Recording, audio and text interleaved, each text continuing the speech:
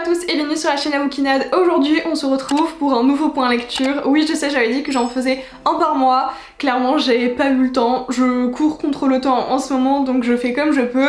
Ici je vais vous parler des livres dont je n'ai pas encore parlé ou très peu sur la chaîne. Il y a donc d'autres livres que j'ai lus mais qui ont été parlés en vlog, en tag ou dans d'autres contenus que je peux faire sur d'autres réseaux sociaux. Voilà, j'essaye de faire un petit peu au mieux pour que chaque livre puisse au moins avoir une chronique, quelle que soit sa forme, sur l'un de mes réseaux sociaux. On commence par un livre qui m'a été envoyé par une maison d'édition et j'ai été rémunérée pour vous livrer mon avis, vous faire une chronique, tout simplement comme j'avais fait avec Anne de Grimm's Games il y a quelques mois déjà. Vous imaginez pas alors quel rêve c'est de lire un livre et d'être payé pour parler de ce livre là, genre dans ma tête c'était un peu improbable. Il s'agit ici de Shadow Life, publié chez les éditions Ankama de Hankshu Hiromi Goto. Alors vous savez que je lis pas mal de mangas et de romans graphiques, donc ici on est forcément sur un roman graphique vu la taille et l'épaisseur et le format du livre. Pour vous donner un petit peu un ton de l'histoire, je pense que je vais carrément vous lire le résumé. On n'échappe pas à la mort qui voudrait être immortelle de toute façon. Comment s'appelait ce grec idiot avec son amoureuse divine, celui qui a souhaité la vie éternelle en oubliant de demander la jeunesse éternelle? Dit-on. On pourrait peut-être passer un marché, mais ai-je vraiment envie de marchander avec la mort? Je ne suis pas aussi désespérée. Je vous fais un petit close-up des illustrations. On est sur du noir et blanc. Clairement, au début, ça m'a un peu surprise parce que vu la couverture qu'on a, je pensais qu'on allait retrouver les mêmes tonalités, mais ça m'a pas dépaysé des mangas en soi. Nous avons ici Kumiko qui est une personne âgée et qui a perdu son mari suite à un accident. Ça fait donc quelques années qu'elle vit toute seule et les membres de son entourage lui ont mis la pression pour qu'elle trouve une place en maison de retraite. Il s'agit d'une femme très indépendante et surtout qui a décidé de vivre ses derniers jours comme elle l'entend. C'est l'histoire en gros d'une femme qui veut plus de temps pour vivre. J'ai beaucoup aimé ce personnage et cette histoire parce qu'on est sur une femme indépendante de couleur et j'ai beaucoup aimé en fait la relation qu'il y avait entre l'histoire et les dessins parce que je trouvais que le côté justement très fort, enfin le caractère très fort de ce personnage très indépendant était encore plus renforcé par les dessins. Je sais pas si c'est hyper clair ce que je raconte. J'ai l'impression qu'on n'est pas hyper loin aussi de l'onirisme par rapport en fait à la mort qui est tout simplement personnifiée et je me suis vraiment mais tellement attachée à cette femme. Franchement elle a une volonté de faire mais incroyable et puis vraiment toute cette dimension avec la mort a été assez déroutante, belle et complexe à la fois. Franchement c'est une lecture que je peux que vous conseiller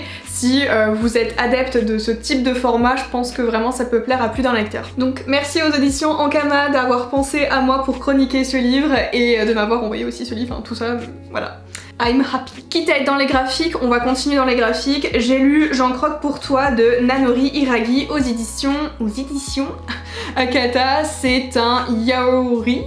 Oula, j'ai un doute. Si certains ont vu mon dernier vlog de productivité, donc on est sur un personnage, je perds ma voix, qui s'appelle Ito, qui est un salaryman, donc c'est une personne qui est issue de la classe moyenne et qui travaille en entreprise. Il y a aussi un autre collègue, donc ici nous avons Ito, et ici nous avons Kawai. Kawai est un nouvel employé qui arrive et qui mange beaucoup plus que Ito, et Ito a la fâcheuse tendance de lui faire beaucoup remarquer. Franchement, il y a des fois où ça frôle la grossophobie, hein. Et donc ce jeune homme plus potelé que notre cher Ito semble susciter quelques réactions corporelles et d'un point de vue aussi des sentiments que Ito ne pensait pas pouvoir ressentir envers un homme. Donc Ito au début tacle beaucoup Kawai par rapport à ce qu'il mange, etc. Franchement au début j'étais en mode mais qu'est-ce que c'est que ce mec, j'avais envie vraiment de le baffer. À la fin ça a été, j'en lis pas beaucoup en fait de ce type de manga, c'était une première, j'avais une curiosité de le lire, je sais pas vraiment si j'ai adoré ou pas, je suis un peu entre les deux. Le personnage de Kawai par contre je l'adore, mais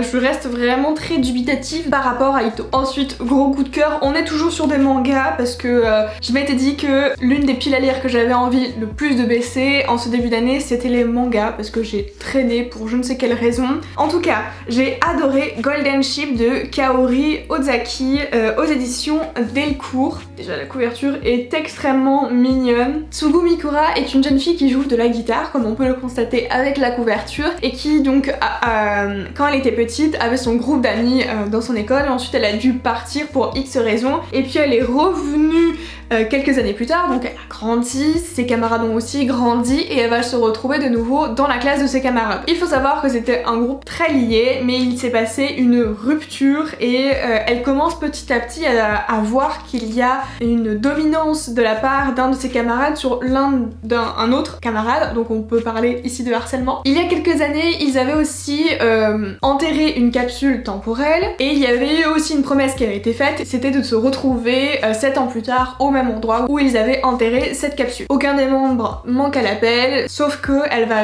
vite se rendre compte du coup de ce malaise dont je vous parlais juste avant. J'ai adoré autant ce personnage principal féminin que les autres personnages, franchement j'ai eu le cœur mais déchiré, j'avais les larmes aux yeux, j'étais dans le train, c'était très gênant. J'ai hâte de pouvoir lire la suite et j'espère vraiment que tous les tomes seront au level. Autre manga des éditions Akata que j'avais reçu et on m'avait dit que j'allais l'aimer vu que j'avais adoré Orange ou encore même Blue Flag et normalement j'aurais dû autant apprécier. Bah je sais pas si c'est parce que c'était trop redondant pour moi mais ça l'a moyennement fait. L'histoire est pas mauvaise, franchement loin de moi cette idée, juste j'ai pas autant accroché que ce que j'imaginais et voilà. Ici nous avons Noshiro qui est un adolescent de 17 ans, il vient de changer de lycée et il a pas du tout du mal à s'intégrer. Première chose à savoir sur lui. Il va remarquer aussi très vite que dans sa classe il y a un élève qui est mis de côté parce qu'il y a une rumeur qui raconte qu'il est gay. Noshiro est quelqu'un qui déteste l'injustice et il décide donc de se rapprocher de cet élève. Voilà un peu le speech principal. Je sais pas, j'ai été un petit peu hermétique. C'est pas la première fois là que ça m'arrive en ce début d'année d'être hermétique, mais je pense parce que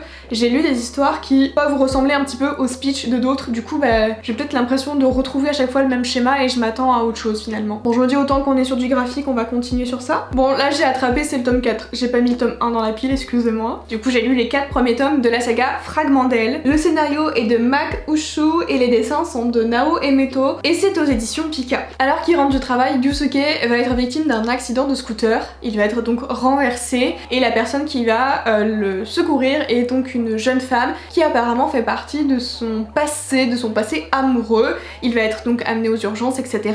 Sauf qu'il n'y a plus cette jeune femme, il va essayer de questionner les infirmières de savoir qui était cette jeune femme, but il n'y a pas de prénom. Il va donc essayer de remonter dans son passé pour savoir qui est cette jeune femme. On va aussi donc remonter forcément le parcours amoureux de ce personnage qui a fait des choses pas folles. Franchement au début il me tapait sur le système, je le trouvais un peu beaucoup problématique. Je me suis calmée, il y a eu des trucs, je me suis dit bon ok d'accord. Et voilà grosso modo le speech, c'est hyper touchant et en fait j'aime beaucoup le fait que chaque femme qu'on va voir ou chaque histoire du passé font remonter en lui certaines blessures ou certains doutes qu'il peut avoir dans sa vie présente. Bah du coup c'est quelque chose qu'on peut un petit peu mettre en parallèle avec notre propre vie. Enfin moi c'est quelque chose que j'ai fait et ça m'a fait un petit peu réfléchir sur ça. J'avoue que c'était pas vraiment le but, on n'est pas sur du développement personnel, mais est-ce qu'on lit pas des livres pour parfois réfléchir sur soi? Je pense que oui, ça fait partie de ces livres qui font... Je me répète, pardon. En tout cas c'était une très bonne lecture, je ressens pas de lenteur au fur et à mesure des tomes et ça c'est un gros point à soulever quand je lis une série de mangas, c'est que vraiment au plus on avance dans les tomes, au plus j'ai tendance à me dire oh flemme, il y a encore un tome et là je ressens pas ce truc là. Il y a encore d'autres graphiques mais j'ai envie de passer au roman. Je vous montre le tome 1 mais j'ai lu toute la trilogie de Campus Driver de C.S. Quayle aux éditions Hugo Roman forcément. On démarre au début d'une année universitaire et nous avons Leigh O'Neill, je crois, oui c'est ça, qui a fondé une application de covoite un peu comme Uber avec ses amis. Donc il joue en fait les taxis pour les étudiants quand ils rentrent de soirée, des trucs comme ça. Les filles sont très à l'affût de ces drivers. Lane a un seul énorme défaut, c'est qu'il ne s'attache pas du tout aux filles, enfin aux relations, du tout. Sauf que cette personne qui ne s'attache à personne va pourtant héberger à titre gracieux Loïs qui vient de se faire larguer par son petit ami et qui se retrouve sans toit, sans maison, sans rien. Parce que les chambres étudiantes sont toutes prises, vu qu'on est déjà le début de l'année, ça a commencé. Il va l'héberger, voilà. Est-ce qu'il va s'attacher à elle? ou pas. Bon, voilà, j'ai adoré, il y a un humour, mais tout le long, mon préféré de la saga, c'est le tome 2, mais hilarant. Franchement, rien que pour le tome 2, vous devez lire cette saga. J'ai pas trouvé qu'il y avait de scènes problématiques, j'ai pas trouvé qu'il y avait des scènes gênantes. Je trouvais justement que d'un point de vue de la femme, c'était ok, tout était bien fait, tout était en accord avec ce que moi j'aspire et je pense. Et ça fait du bien d'avoir des romances comme ça, parce que je suis en train de me dire que Briard, il y avait une ou deux scènes où j'étais en mode c'est limite là. Ce n'était pas le cas dans cette saga et je crois que c'est celle que j'ai préférée parmi la new romance que j'ai pu lire, c'était clairement les Campus Driver, et encore une fois le tome 2 à mourir de rire. Le tome 3 c'est peut-être celui que j'ai le moins préféré, mais le tome 1, mais surtout le tome 2, une pépite. J'ai pas encore lu d'autres livres de cette autrice, je sais pas si elle a fait des choses similaires, mais je trouve qu'elle a un humour. Bon, vu qu'on est sur des romances, on va continuer. J'en ai parlé sur mon Instagram, il s'agit des 24 états d'âme de Gabin et Agathe de Ilana Quentin, publié aux éditions Hachette. Donc j'ai fait un concours il y a pas très longtemps. Si ça vous intéresse d'avoir des petits concours comme ça, je vais plus les faire sur Instagram de manière ponctuelle, hein, j'en ai pas tout le temps. Gabin et Agathe vont se rencontrer en fait parce que leurs frères et sœurs respectifs vont se marier et ils vont se rencontrer du coup là-bas. Ils font donc partie d'une même famille par alliance. Et tous les deux au début ça semble pas des masses matcher, but est-ce que ça peut matcher finalement? Les deux adolescents vont se revoir de plus en plus souvent, etc. etc. J'ai adoré les deux personnages, j'ai adoré la construction qu'ils pouvaient avoir de manière indépendante mais aussi tous les deux du coup, on se doute un peu. Ils passent par tellement d'émotions différentes, mais je crois que ce que j'ai préféré en fait c'est parce que on commence avec eux, ils ont eu comme peu d'expérience de la vie et petit à petit ils en ont, donc encore une fois solo mais aussi ensemble, et j'ai adoré en fait voir cette évolution, c'était hyper touchant. Et je trouve aussi que Ilana Quentin, comme pour en fait C.S. Quayle, elle a un humour et ce truc décalé qui te fait vraiment kiffer ta lecture et t'as envie de passer un bon moment et tu passes un bon moment du coup. Et je sais pas ce qu'elle a écrit d'autre, j'ai un petit peu zioté vite fait mais je me suis pas penchée sur les résumés, mais je vais creuser la question pour cette autrice. Franchement c'était un coup de cœur incroyable, clairement je le dis, c'était un coup de cœur. Ensuite j'ai très envie de vous parler de l'étrange cas du Dr Jekyll et Mr Hyde. Donc là il y a les autres récits de l'île au trésor, c'est écrit par Robert Louis Stevenson. Donc j'avais eu cette édition en fait qui avait été fait, je crois que c'est Panini qui avait fait ça, et on trouvait ça dans les carrefours et c'est mon amie Ophélie qui avait réussi à me les avoir, à me les envoyer parce qu'à Nantes il y avait plus du tout. Un incroyable coup de cœur, très franchement c'est normalement pas le genre de roman qui m'aurait attiré, mais depuis le début que j'avais vu ce résumé je me suis dit ok celui-là je suis sûre je vais kiffer, je confirme c'est un coup de cœur. Donc le Dr Jekyll et Mr Hyde, on a affaire ici donc à deux personnages comme le titre l'indique. Mr Hyde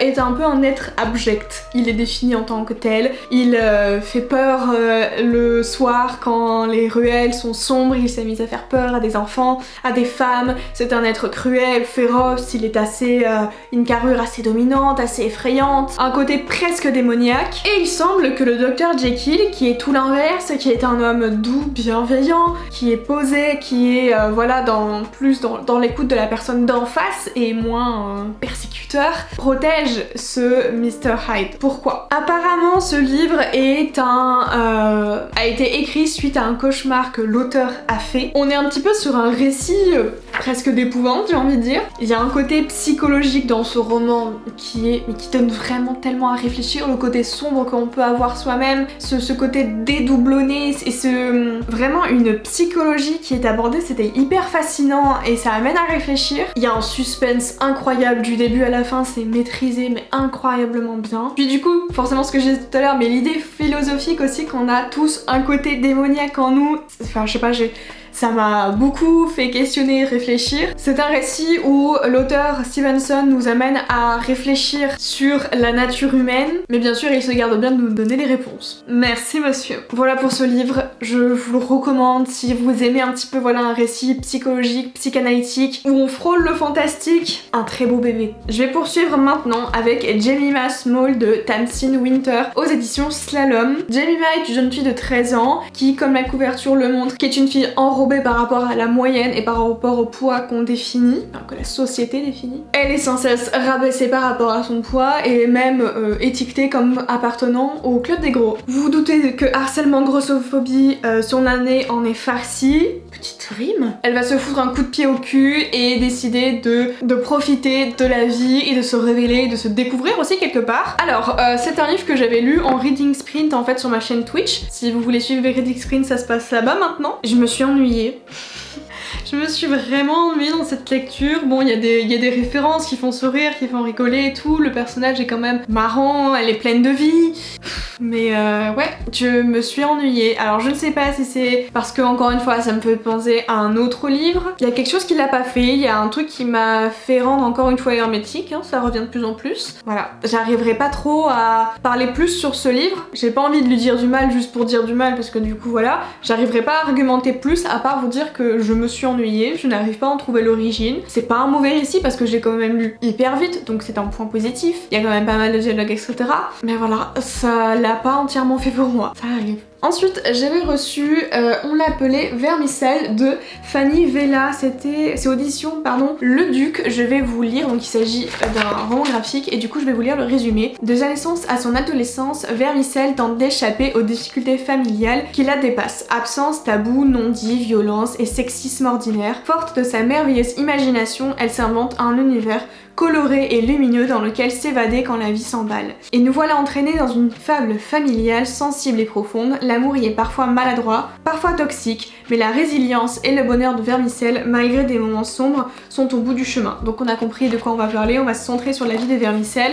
On a quand même une dominance de la couleur bleue et voilà, on a quelques pages quand même qui changent un petit peu. J'ai adoré les illustrations, c'est un côté... Oh, j'ai encore fait perdre la carte comme l'autre fois. Il y a un côté presque pas enfantin, mais vous voyez le dessin est très rond et très doux et j'aime énormément ce genre de dessin. Ça se lit à une vitesse mais incroyable. Bon, le but n'est pas de le torcher hyper vite, mais j'ai adoré et c'est la première fois que je lis un livre de cette autrice. Je suis curieuse de voir ce qu'elle a pu faire d'autre. Je sais pas si elle a publié autre chose, mais c'est un livre vraiment où tu passes un bon moment. C'est un peu le livre réconfort doudou. On continue avec les graphiques, j'en ai encore deux autres. Le premier, il s'agit, enfin le premier pas du tout, il s'agit de La couleur d'asperge de Drashka Jerry aux éditions Vent d'Ouest. Je ne sais plus si je l'avais déjà lu ou pas, en tout cas je l'ai relu cette année quoi qu'il en soit. Nous avons ici Lezun qui est atteint du syndrome d'Asperger. Elle déteste quand la touche, le bruit la rend anxieuse, elle est maladroite. Bon, je pense qu'on commence à remarquer que j'aime beaucoup quand il y a une couleur comme ça qui domine. On a quelques changements qui traduisent certainement quelque chose. J'ai adoré suivre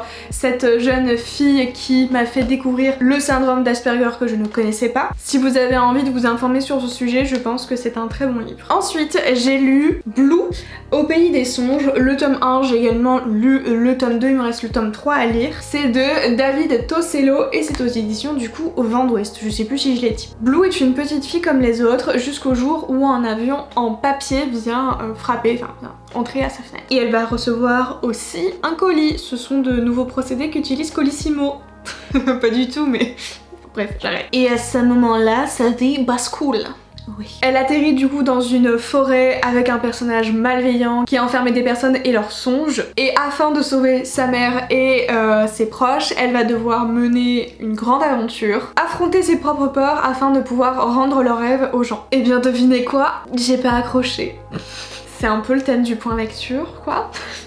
J'ai pas accroché, les dessins sont cool, l'histoire est mignonne, ça m'a fait un petit peu penser à la boîte à musique. Je sais pas tellement pourquoi, mais voilà, je trouvais qu'il y avait un petit rapprochement du point de vue du scénario par rapport à la boîte à musique. Et j'étais pas hyper sensible au personnage de Blue, je l'imaginais pas exactement comme ça avec ce résumé qui pourtant non plus ne déconne pas avec le personnage. Je sais pas, est-ce que c'était un peu trop jeunesse pour moi? Pourtant on est quand même sur une aventure, on n'est pas sur une épopée mais vous voyez ce que je veux dire. Donc voilà, c'était le dernier livre et j'en parle vraiment pas très bien. Vraiment je suis déçue de pas avoir autant accroché parce que les images sont incroyables. Le monde qu'on nous dessine, qu'on nous montre, les planches elles sont vraiment fabuleuses et du coup c'est un peu triste de se dire finaise c'est une putain de belle BD et j'accroche pas tant que ça. J'ai juste envie de les garder dans ma bibliothèque parce qu'ils sont super beaux. Va falloir que je me concerte avec moi-même. Et voilà, ce point lecture est terminé. J'espère qu'il vous a plu. N'hésitez pas à me dire ce que vous en avez pensé en commentaire, à venir discuter avec moi de ces lectures. Et sur ce, je vous dis à une prochaine vidéo. D'ici là, de bonnes lectures et à bientôt.